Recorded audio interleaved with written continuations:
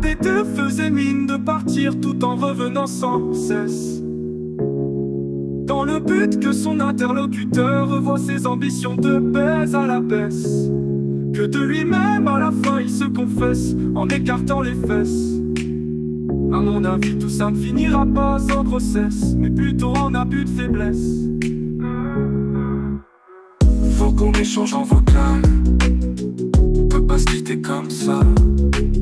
Je te promets tout donner à l'oral, tu verras, tu le regretteras pas.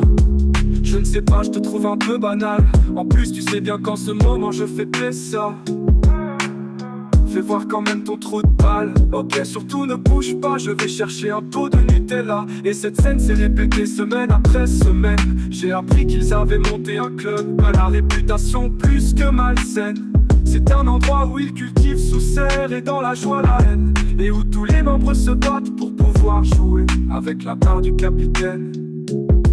L'un des deux faisait mine de partir tout en revenant sans cesse, dans le but que son interlocuteur revoie ses ambitions de baise à la baisse, que de lui-même à la fin il se confesse en écartant les fesses.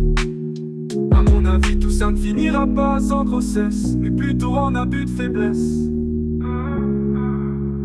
Visiblement le BDSM c'est vraiment trop leur truc. Tous les ans ils organisent leur assemblée générale dans des bains turcs. Il y a même un concours de beauté avec défilé en maillot de bain et perruque.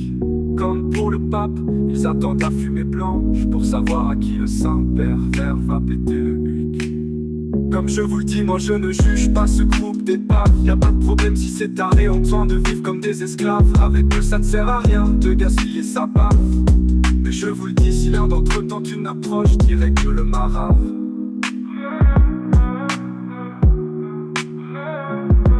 L'un des deux faisait mine de partir tout en revenant sans cesse, dans le but que son interlocuteur revoie ses ambitions de baise à la baisse, que de lui-même à la fin il se confesse en écartant les fesses.